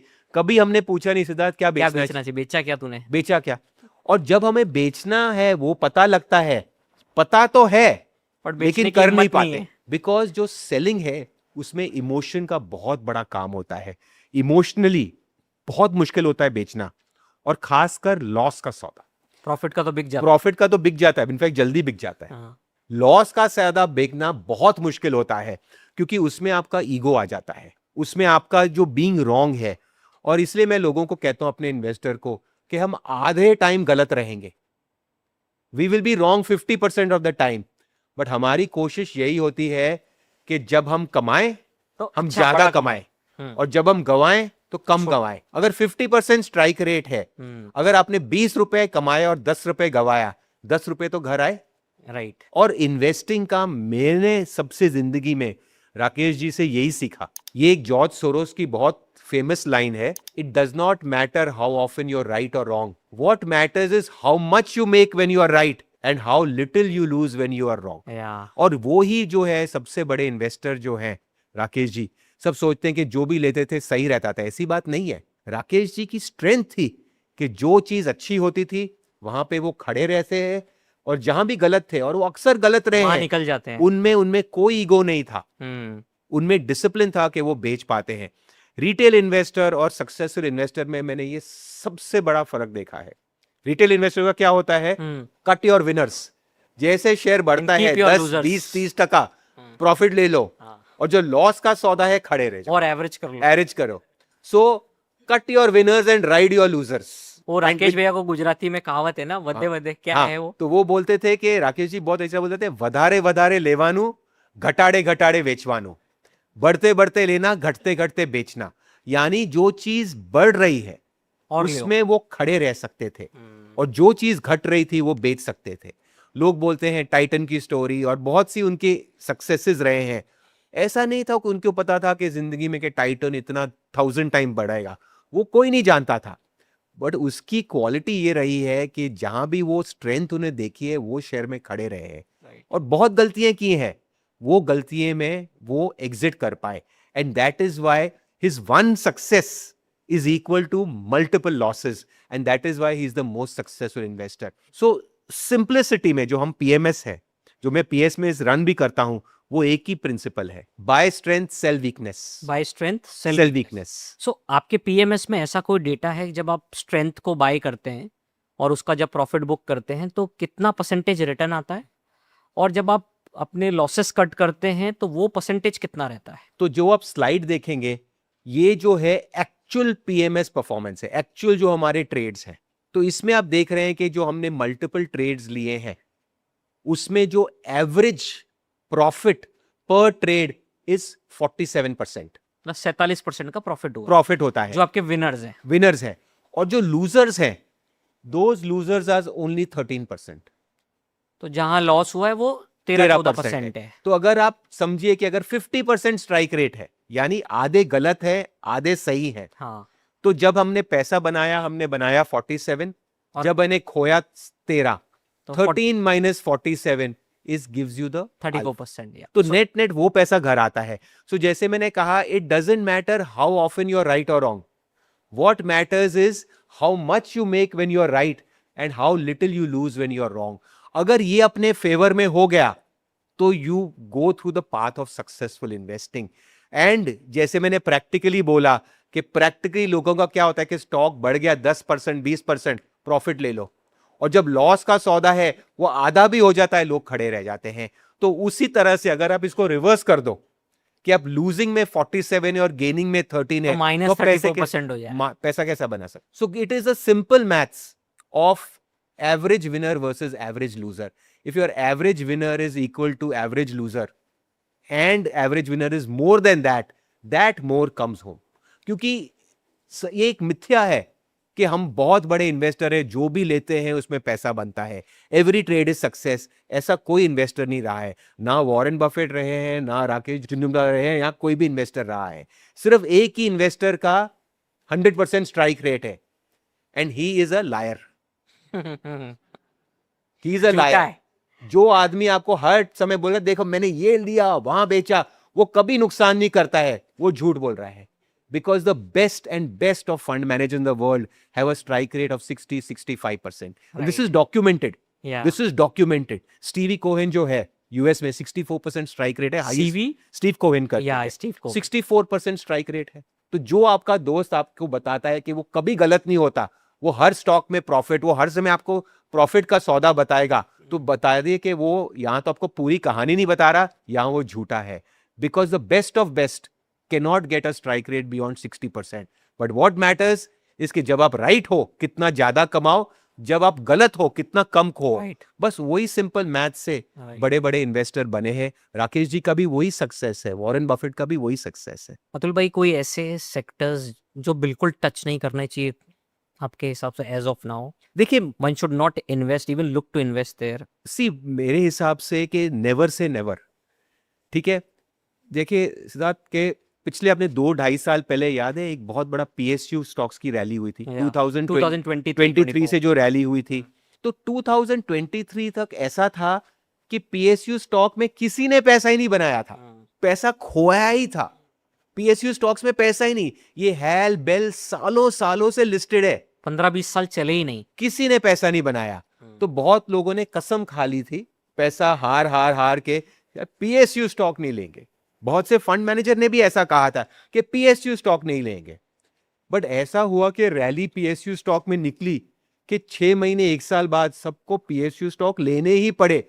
क्योंकि अगर नहीं लेते तो आपका फंड अंडर So परफॉर्मेंस करता है। entire PSU basket that time was available at 10 lakh crores market cap. Correct, That went to 90 lakh crores market cap सोचिए। in a period of 12 to 18 months. Correct. तो So ये never say never. Never say never.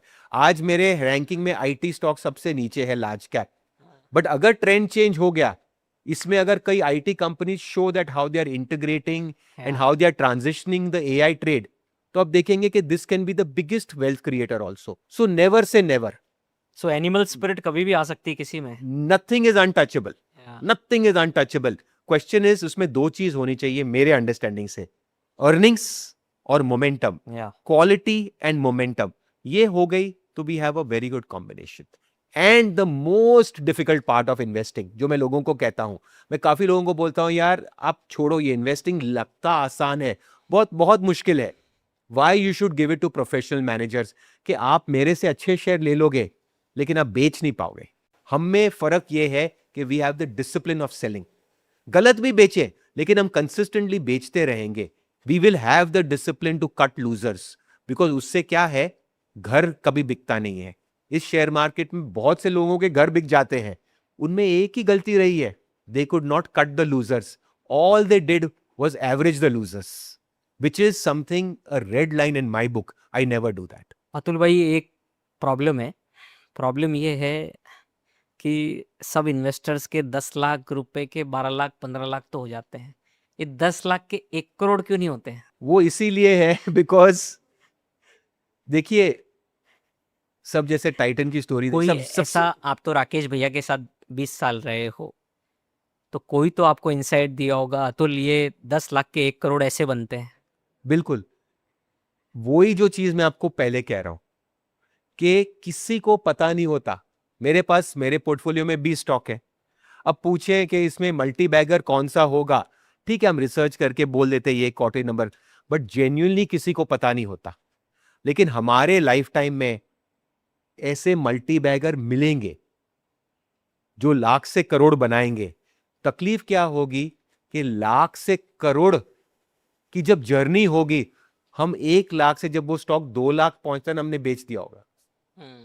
ऐसा नहीं है Titan सिर्फ राकेश जी ने लिया था, हजारों इन्वेस्टर ने लिया था, लेकिन इसमें बट 20 साल कौन खड़ा है? अतुल भाई उल्टा भी होता है। अभी सोचते हैं कि 10 लाख रुपए डाले किसी स्टॉक में, 15 लाख बन रहे हैं, अगर नहीं निकाले तो 10 लाख वाला 2 लाख पे आ जाता है, और निकाले तो 1 करोड़ पे चला जाता तो जैसे मैंने बोला कि वो स्टोरी का दूसरा अंत है, ride your winners cut your losers. तो ये ही एक डिसिप्लिन है। मैं जितना देखता हूं, जितना लोगों को पढ़ता हूं, आपने भी इतने बड़े बड़े इन्वेस्टर्स की फोटो लगा पे है, आप देखिए सबका स्टाइल अलग अलग है। कोई वैल्यू इन्वेस्टर है, कोई मोमेंटम इन्वेस्टर है, बट सबके लाइफ में 1 या 2 स्टॉक है जिन्होंने उनकी जिंदगी रीरेट Right. कर दी, और वो एक ही प्रिंसिपल पे पले हैं कि they have all cut the losers and ridden the winners. Simple as that. वो जो स्टॉक है जो लाख का करोड़ बना है, because they have been able to ride the winner. आज ऐसा होता है कि शेयर 100 रुपए में लिया, 200 हो गया तो पसीना छूट जाता है, मार्केट थोड़ा ऊपर नीचे होता है, पहले उसको बेच, प्रॉफिट ले, नहीं तो ये भी चला जाएगा। बट वही चीज 1000 हो सकती है। राकेश जी ने जो टाइटन लिया था वो 3 रुपए का जो भी एडजस्टेड जो भी होगा आज 3000 है, तो स्टॉक वेंट अप 1000 टाइम्स। है। बट तो- उनको भी 20-22 साल लगे हैं। Rakesh he has been through ups and downs. The beauty or the greatness of the man is being able to stand with his winners. आप तो उनके साथ 20 साल रहे हैं साथ में, उनको भी लॉसेस ट्रेड में होते होंगे। कोई ऐसा मोमेंट जहां उनको बड़ा लॉस लग रहा, उन्होंने कैसे हैंडल किया उसको? नहीं, आई थिंक वो बहुत ही रूथलेस थे बेचने में। बल्कि मुझे याद है कि वो डीलर के बोलते थे, मतलब जैसे कभी कोई चीज गलत हो गई, कुछ कॉर्पोरेट गवर्नेंस आ गया, और उनकी जो क्वांटिटी होती थी बहुत होती थी, हाँ, उनके स्टॉक बेचने पे से स्टॉक 10-20-30% भी गिर सकते थे, बिकॉज उनकी क्वांटिटी ऐसी होती थी। बट वो कैसे ले पाते थे ये बट डिसीजन? बट वो जो है उनका जो भी आपने डिसीजन, रियल टाइम देखा है उनको? जो भी उनका डिसीजन मेकिंग मैकेनिज्म था, वो डीलर के बोलते थे पहले बेच देना फिर भाव बताना। क्या भाव में बिका? हाँ, और वो जो था कि उनका जो डिसिप्लिन था बेचने का, इट वाज रूथलेस। वो लेने में भले टाइम लगाए, उनका कन्विक्शन बढ़ता था, buying strength buying strength buying strength. But जब मैंने देखा है when things have gone horribly wrong in a stock due to whatever reasons, तो he was ruthless in selling. He was ruthless in selling. और that is the big thing. हम क्या है, अगर बेचते भी है तो डीलर को बोलते हैं यार लिमिट में बेचना, अरे रुक जा बढ़ जाएगा. कभी कभी वो भाव ही नहीं आता. बेचने के लिए सौदा डाला था वो हिट ही नहीं हुआ, वो जाते जाते रुक जा बाउंस आएगा, वो बाउंस होते होते कभी bounce ही मतलब नहीं आया. अपना ही बाउंस हो जाता है. तो अल्टीमेटली उनकी जो एबिलिटी थी, दैट इज द ऐसी क्लैरिटी. कोई एक क्लासिक राकेश भैया की चीज जो आपने मैराथन ट्रेंड्स के पीएमएस में यू हैव कंप्लीटली अप्लाइड की, यार ये मैंने राकेश भैया से सीखा है और in this I will apply in my PMS. So जैसे मैंने बोला कि अल्टीमेटली जो हमारी क्लीन फिलॉसफी है, राइट. जो मैंने बताया राकेश जी की गोल्डन लाइन है, વધારે વધારે લેવાનું, ઘટાડે ઘટાડે વેચવાનું. इंग्लिश में buy strength sell weakness, that is all we do. And buying strength is easy, selling weakness is very difficult. जो एज है हमारा, that is the ability to sell weakness. जैसे मैं कहता हूं कि बुल मार्केट में most people will outperform us, because आप जितना भी मूर्ख स्टॉक लो वो ज्यादा बढ़ जाता है. राइट. बट क्वेश्चन आता है कि जब मार्केट घूमता है तब क्या होता है. और हर market, no cycle is permanent, हर साइकिल होता रहता है, हर 2, 2.5, 3 साल चेंज होता मार्केट ये चेंज होता रहता है. तो जब आप नहीं बेचते उसमें 2 प्रॉब्लम होती है सिद्धार्थ. एक तो है कि वो शेयर में जो प्रॉफिट है या जो भी है वो नुकसान हो जाता है, और दूसरी बात क्या होती है, वो शेयर घर रह जाता है. फिर एक नया बुल मार्केट आएगा तो फिर शेयर चलेंगे, बट आपके शेयर नहीं चलते. लाइन होती है ना, अरे भाई बाजार तो बढ़ गया लेकिन अपने शेयर नहीं चल रहे, क्योंकि आपके जो शेयर है वो पिछले बुल मार्केट के लीडर है. नए बुल मार्केट में नई लीडरशिप आएगी, राइट. और आप तो वहां पे ही फंसे हो. पहला तो नुकसान किया है, और दूसरा बड़ा नुकसान आप करोगे कि आप अपॉर्चुनिटी लॉस होंगे, क्योंकि जब तक आप बेचोगे नहीं आपको पैसा कैसे मिलेगा नए ट्रेंड में आने के लिए. So the importance of selling is not only to preserve profit or to reduce losses, it is also your ability to participate in the next trend. जैसे क्रिकेट है, क्रिकेट गेम है, आप इनिंग खेलते हो, ठीक है, विकेट बचाना भी जरूरी है. लोग क्या होते हैं, बुल मार्केट में छक्का मार देते हैं, नेक्स्ट बॉल आता है, ब्यूटीफुल यॉर्कर आता है, उस पर भी छक्का मारने की कोशिश करते हो और विकेट चली जाती है, आप गेम से आउट हो जाते हैं. गेम में रहना जरूरी है. गेम में रहना जरूरी है, विकेट प्रोटेक्ट करना जरूरी है. That is why cutting losers is also very important, because आप लूजर कट करोगे तो आपके पास एक तो लॉस कम होगा, आपकी हिम्मत नहीं टूटेगी. हिम्मत टूट जाती है जब बड़ा लॉस होता है, आदमी गेम से आउट हो जाता है. और दूसरी बात है कि वो पैसा जो है वो आप नए ट्रेंड में डाल सकते हो, नए सेक्टर में डाल सकते हो, और वहां से जो रिकवरी होती है फास्ट. तो अक्सर ये देखते हैं बाजार चल गया अपने शेयर नहीं चले, right. Because you have leaders of the last bull market. हर बुल मार्केट में एक नई लीडरशिप आती है. सो बेसिकली रीस्ट्रक्चरिंग करते यू हैं. Have to refresh your portfolio because trends keep changing. Thank you Atul भाई, इतना दूर से आप शुक्रिया, आए. शुक्रिया. You have given us beautiful insights of being 30 years into the market. सबने enjoy किया. We can start with the Q&A session. Atul भाई के पास 30 साल का इंसाइट है, राकेश भैया जी के साथ 20 साल रहे हैं. बिंदास, जिसको जो पूछना है बिंदास दिल खोल के पूछो. स्टॉक स्पेसिफिक मत पूछना, क्योंकि वो रेगुलेटरी पॉइंट ऑफ व्यू से मैं नहीं आंसर कर पाऊंगा, बट सेक्टर्स, थीम्स पे बात कर सकते हैं. हाँ जी sir. I understand your view that inflation will eventually decline, but could you explain how? I also understand US debt and annual interest payment are record levels. Multiple wars appears unlikely to end soon, as per me. And the deglobalization is increasing, and the global economic order is also changing, as I also would understand. At the same time, AI could also increase unemployment. Governments may need to spend more to support effective workers. So, given these inflationary pressures, what factors do you believe will bring inflation down sustainably? नहीं, इनका question है दुनिया की problems पे है. Exactly. अच्छा, तो इन्होंने क्या है, पूरी लिस्ट बना दी कि दुनिया में क्या क्या प्रॉब्लम है. हाँ. इन्फ्लेशन है, भाई वॉर, घर की प्रॉब्लम भी समझ में आ रही है देखो. रुको ना रुको ना. Yo good name, good name. Sachin, अच्छा, तो सचिन इन्होंने जी. क्या है, पूरा लिस्ट दे दिया कि दुनिया में क्या भाई क्या शादी वादी हुई नहीं हुई? nahi. तो क्या है कि जब से मुझे मार्केट में है, मैंने दुनिया में ऐसा एक भी टाइम नहीं दिखा जहां दुनिया में प्रॉब्लम्स नहीं होती है. तो दुनिया में प्रॉब्लम्स चलती रहेंगी. वो आपका नजरिया है कि आप ग्लास को हाफ फुल देखें या हाफ एम्प्टी. तो मैं जब मार्केट में आया था सेंसेक्स 1000 था, आज 80,000 है। अगर मैं ग्लास को हाफ एम्प्टी देखता तो ये 1000 का 80,000 नहीं होता। और दुनिया में इतने वॉर्स हो गए हैं, इतनी गवर्नमेंट चेंज हो गया है, इंडिया एक टाइम ऑलमोस्ट बैंकरप्ट हो गया था, फिर भी जो है 1000 का 8000 80,000 हुआ है सेंसेक्स। सो क्या है कि अगर हम सिर्फ नेगेटिव्स देखेंगे तो हमारा एक माइंड है, हम इस अपॉर्चुनिटी को नहीं ले पाएंगे। So as I said that in our market, जिस अब जो भी फोटोज देख रहे हैं, they are all optimistic.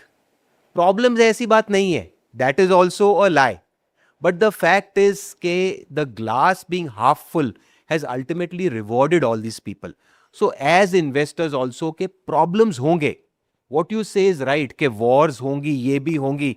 I'll show you a slide of wars, ठीक है? आप wars के बारे में बात कर रहे थे, तो आपने बताया कि war है, problem है।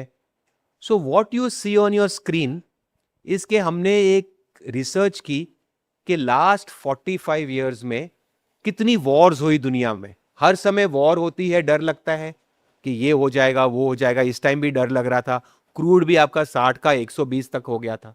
सो हमने देखा कि ये सब वॉर्स हुई हैं, Iran Iraq, Iran war, desert storm, 9/11 हुआ, इंडिया का बॉर्डर वॉर हुआ, 26/11 हुआ। तो अलग अलग किस्म के, दुनिया के अलग, रशिया यूक्रेन हो गया। तो हमने देखा कि जिस दिन वॉर स्टार्ट होती है, यानी जिस दिन पहली गोली चली थी, उस दिन क्या था इंडेक्स, यानी उस दिन पैनिक हो गया, राइट।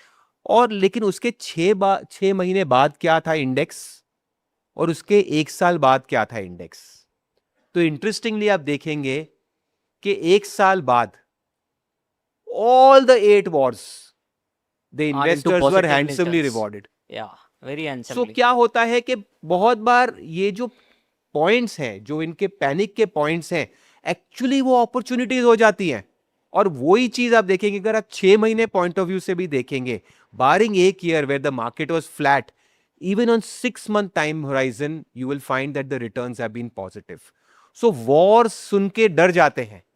दुनिया के multiple wars हुए हैं, this is data, last 45 years of data, 8 wars, but those who have invested in wars have actually been handsomely rewarded. Similarly inflation जो है, in fact I feel कि we are entering a super deflationary phase. Because आज जो inflation है that is very dependent on price of commodities. तेल का भाव बढ़ता है तो आप देखेंगे कि इन्फ्लेशन बढ़ता है, दुनिया में कभी कोई और कमोडिटी बढ़ती है तो इन्फ्लेशन बढ़ता है। बट अगर आप एआई का जो अडॉप्शन है, आप देखेंगे that we are going to create the tool of super disinflation. Right. यानी एआई यूजेज के बाद आप देखेंगे कि वही कंपनी जो है अपना टर्नओवर डबल कर सकती है, प्रॉफिट डबल कर सकती है with no addition to staff. That is operating leverage. That is operating leverage.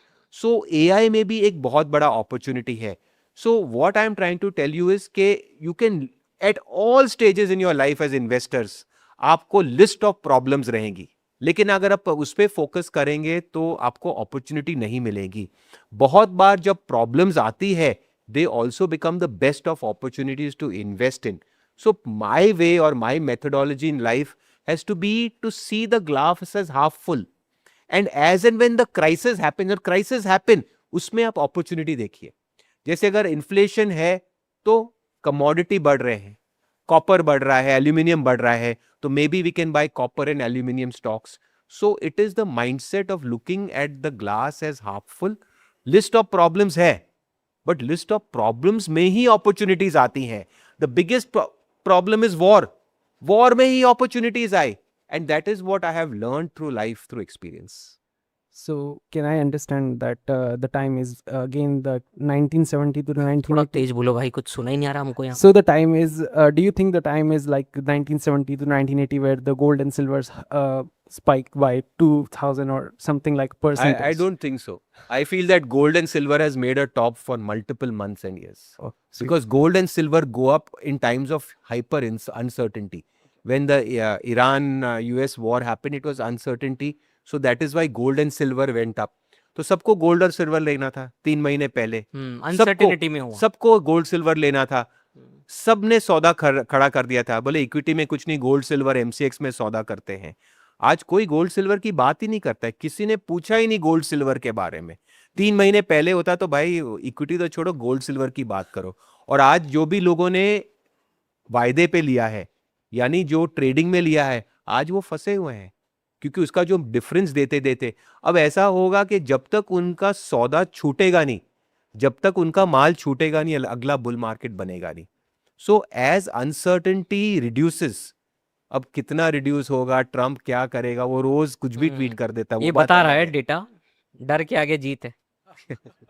So you told me today in the morning 65% is mid caps. Mid cap. Yeah. So 65% sir mid caps है। तो इसका कारण क्या है, मैं आपको बताता हूं कि एक होता है market cap investing. Market cap investing में ऐसा होता है कि कभी हम लार्ज कैप फंड में डालते हैं, फिर कभी मिड कैप चल जाता है तो मिड कैप फंड में डालते हैं, कभी स्मॉल कैप चल जाता है स्मॉल कैप फंड। तो हम एक फ्लेक्सी कैप है। फ्लेक्सी कैप का ये मतलब होता है उसको हर कैप से प्रेम भी होता है, नफरत भी होती है। तो जैसे हमने बोला, हमें किसी सेक्टर से नफरत नहीं है, प्रेम नहीं है, हमको ट्रेंड से मतलब है। उसी तरह लार्ज मिड और स्मॉल में हम ऐसा फिक्स नहीं रखते कि हमें 50% ये डालना चाहिए, 25% ये डालना चाहिए। हमको उससे प्रेम है जहां से ट्रेंड है, जहां पे पैसा बन रहा है। तो ये आप जैसे सिद्धार्थ ने बताया, हमारा ओवरवेट है मिड कैप। ऐसा नहीं है कि हमें सिर्फ मिड कैप से प्रेम है, कभी कभी लार्ज कैप से भी हो जाता है। क्वेश्चन इसके ट्रेंड कहां है, पैसा कहां बन रहा है। तो ये जो आप देख रहे हैं स्क्रीन पे, this is the various indexes on last 1 year. ठीक है, अगर आप एक्सट्रीम राइट पे देखेंगे तो आप देखेंगे निफ्टी जो है लार्ज कैप 50 स्टॉक है, दिस हैज गिवन -3.5। और अगर ऊपर देखेंगे तो निफ्टी मिड कैप ने दिया है 7.69, लाल में दिख रहा है। CNX mid cap, CNX mid cap। सो जो बात यह है कि अगर इसमें आप फिक्स रख दिए कि सिर्फ मुझे लार्ज कैप करना है, तो आप गलत एरिया में पहुंच गए। तो हम ना मिड को प्रेम करते हैं, सबसे प्रेम करते हैं। हमें प्यार उससे ही है जहां पे ट्रेंड होता है। फिलहाल हमारा प्यार मिड कैप में है, क्योंकि मिड कैप उधर है। जब मिड कैप नीचे हो जाएगा तो हमें उससे नफरत भी हो जाएगी, और जो ऊपर होगा उससे प्रेम होगा। बिकॉज चढ़ते सूरज को सलाम नहीं, जो मिनिमम रिक्वायरमेंट होती है वो अगर आप थीमेटिक जैसे लार्ज कैप फंड में जाइए तो उसमें होगा कि 65% लार्ज कैप होता है। जो फ्लेक्सी कैप होता है, हम इसलिए फ्लेक्सी कैप है बिकॉज हम फ्लेक्सिबल है। हमारे पास ना डिफेंस फंड है ना कुछ नहीं है, बिकॉज कई हर सेक्टर हर थीम का टाइम होता है। हमारा काम है कि जो थीम चल रहा है, जो ट्रेंड चल रहा है, उसको आइडेंटिफाई करना। जैसे मैंने बताया कि नेवर से नेवर, किसी दिन माइक्रो कैप चले तो उसमें भी घूम जाएंगे। क्वेश्चन है कि मार्केट किसको रिवॉर्ड कर रहा है, ट्रेंड कहाँ है, मोमेंटम कहाँ है, क्यों पैसा तो वहां पर ही बन। सर अगर आपका करियर देखें, आपने राकेश झुंझुनवाला सर और रामदेव अग्रवाल सर के साथ में भी ऐसे कुछ बहुत काम किया है। तो सर अगर आप 21 साल के अतुल शुरू से मिलते हैं तो आप उसको ऐसी क्या बातें बोलेंगे, ऐसी क्या प्रिंसिपल सिखाएंगे उसको? आई थिंक मेरे हिसाब से कि नॉलेज जो है, अब मतलब you are asking a question at knowledge level, तो मैंने देखा कि नॉलेज इज हाईली ओवररेटेड। ठीक है, I explain to you why. एक होता है IQ इंटेलिजेंस, और एक होता है EQ इमोशनल क्वोशंट। मुझे लगता है कि इस बाजार में IQ इज ओवररेटेड। अल्टीमेटली जो डिसीजन मेकिंग होता है हमारे बाजार में वो इमोशन से होता है। लोग बाजार में कब आते हैं, शेयर कब लेते हैं, ऐसा नहीं होता कि जब मुझे लगता है कि बाजार बढ़ेगा। जब बाजू वाला बहुत पैसे कमा लेता है तो लगता है कि हम रह गए। अल्टीमेटली सच में द बिगेस्ट इमोशन, ये पूछ रहे हैं मैं बाजू वाला कैसे बनूं, वो फॉर्मूला बताओ आप। सर ट्रेंड को पहले से कैच कैसे करें? जैसे मैंने बोला क्वांटिटेटिवली जो है हम वैसा देखते हैं। ह्यूमन माइंड जो है गेम्स खेलता है, जो बोलते हैं मंकी माइंड होता है। यहाँ पे बायस आते हैं, ये आते हैं, वो आते हैं। तो जैसे मैंने आपको दिखाया था वो फ्रेमवर्क जहाँ पे हमने 45 सेक्टर्स बनाए हैं, और सिद्धार्थ ने जैसे बहुत अच्छी तरह ऑब्जर्व किया टेक्सटाइल्स। अब टेक्सटाइल्स की कोई बात ही नहीं करता है, बट आप देखेंगे वहाँ पे ट्रेंड आ जाता है। सो अल्टीमेटली हमारा एम है कि उसको ऑब्जेक्टिवली देखना, क्योंकि emotion is the biggest enemy of investing, and maximum investing is done on emotion. तो हमारी कोशिश यही रहती है कि इमोशन को कैसे निकाला जाए, and that is why I say EQ is more important than IQ। देखिए सीए करते हैं, सीएफए करते हैं, तो बहुत इंटेलेक्ट है, मैं बोलता हूँ। अब जो इतना सब सीखते हैं उसका 10% भी यूज नहीं करेंगे। बहुत समझ है, बहुत अक्ल है, वो भी डिग्री नहीं है, आजकल यूट्यूब पे सब मिल जाता है। वो भी नहीं है तो सीधा एआई यूज कर लीजिए, वहां पे सब मिल जाएगा। बट उसको जो इम्प्लीमेंट करना है, वहां पे इमोशन आएगा। और वहां में जैसे मैंने बताया कि अपना थिंकिंग और अपनी तकदीर आप खुद लेके आएंगे। And that is why people wonder कि what professions will be replaced by AI. Investing will never be replaced by AI. AI will bring you the proposition, but उसको जो इंप्लीमेंट करना है वो मुझ पे डिपेंड करेगा। राइट। आज मैं अगर उसको एल्गो भी बना दूं, ऑटोमेट भी करूं, बट वो जो एल्गो का स्विच है ना, वो मेरे हाथ में है, और मैं ह्यूमन हूं और मुझ में इमोशन है। जब तक इंसान में इमोशन रहेगी, ये बाजार में for every buyer there is a seller, वो रहेगा। And that is why this market can never be conquered by AI, because prompt तो ह्यूमन ही देगा। Emotion will always be there. क्या कह रहे हैं? प्रॉम्प्ट तो ह्यूमन डालेगा। हाँ, प्रॉम्प्ट ह्यूमन प्रॉम्प्ट डालेगा। भी ह्यूमन डालेगा, और इम्प्लीमेंट करना। बट 21 साल में कोई एआई मत करो यार काम। हाँ भैया, नमस्ते। नमस्ते। मेरा एक क्वेश्चन है सर कि मान लो कोई सेक्टर, अपन कोई भी थीम लेते हैं, जैसे सोलर एनर्जी है। सोलर एनर्जी का अगर सेक्टर पकड़ते हैं और उसमें जैसे लार्ज कैप भी है, मिड कैप भी है, स्मॉल कैप भी है, तो अपने को किस में रिटर्न देखना चाहिए? जैसे पी, कई कंपनियां ऐसी होती है जिसकी पी बहुत हाई होने के बाद भी बहुत अच्छा रिटर्न देती है। Correct, और sir. कई बार जो होती है कि स्मॉल कैप जो कंपनी है वो 10 टाइम 5 to 10 टाइम हो जाती है, तो उसका कैसे आइडियाज? तो वही बात है कि इसमें कोई रूल नहीं है। स्मॉल कैप स्टॉक 5 से 10 गुना बढ़ भी जाते हैं, 5 स्मॉल कैप स्टॉक आधा भी हो जाते हैं, 90% भी घट जाते हैं। कई बार 100 पी की कंपनी पे भी पैसा बन जाता है और 5 की पी पे भी पैसा नहीं बनता। तो ऐसा इसमें कोई ब्लैंकेट रूल नहीं है। तो अगर हम एक स्टेप पहले देखें, तो जैसे मैंने बताया कि the process that we have are two, एक है अर्निंग्स और दूसरा है मोमेंटम। तो हम क्या है कि हम लार्ज कैप, मिड कैप ऐसा कुछ सोचते ही नहीं है। हमें वो देखना है कि अल्टीमेटली जो कंपनी में अर्निंग्स आ रही है, ग्रोथ है, ultimately market will reward that. वो भले 2 पीई की हो या 20 पीई की हो, लार्ज कैप हो या मिड कैप हो, ultimately look at companies with accelerating profitability. और दूसरी बात क्या है कि वो भी हो गया, you should also understand is the market appreciating it. Market उसको पसंद कर रहा है। मार्केट उसको मार्केट appreciate पसंद कर मतलब रहा है। मोमेंटम हो गया एक तरह से। तो इसीलिए जो है हम जो है, जैसे मैंने सर को बताया कि लार्ज कैप, मिड कैप में हम कुछ फर्क नहीं रखते हैं। कई लोग जैसे बुल मार्केट होता है, सब लोग मुझे क्या आपको बोलते हैं, भाई आपको स्मॉल कैप फंड लगाना चाहिए, कि उस टाइम तो पैसा तो स्मॉल कैप, एंड में तो पागलों की तरह बनता है स्मॉल कैप में, तो सबको स्मॉल कैप फंड में आना चाहिए। बट जब मार्केट घटता है तब कोई नहीं बोलता, बिकॉज स्मॉल कैप में 40-50% निकल जाता है जब मार्केट का, अभी भी हुआ है। सो इस हिसाब से जो है कि हम वो small cap, mid cap, large cap, वो मेंटल बैरियर रखते ही नहीं है। हमें चाहिए कंपनी जहां पे अर्निंग हो और जहां पे भाव चले, भले वो स्मॉल कैप हो, मिड कैप, लार्ज कैप, अपने को क्या लेना देना। अपने आप बैंक अकाउंट तो अपने को कोई पैसा नहीं देता कि तुमने स्मॉल कैप है तो 100 के बजाय मैं आपका बैलेंस 110 बनाता हूं, वो 100 का 100 ही रहता है, भले आप स्मॉल में बनाए, मिड में बनाए, लार्ज में बनाए। और उसका जो रहस्य है, जो मुझे समझ आता है, it is ultimately earnings and momentum. जब दोनों का एक मिश्रण होता है, that is when I feel that money is made. Thank you. Thank you very much. Thank you for coming. So this is your host Siddharth Karnawat signing off from View Sky Talks. Thank you Atul bhai for being here, giving your valuable time, 30 years of stock market experience. See you in the next episode with some other time. Thank you. Thank you so much.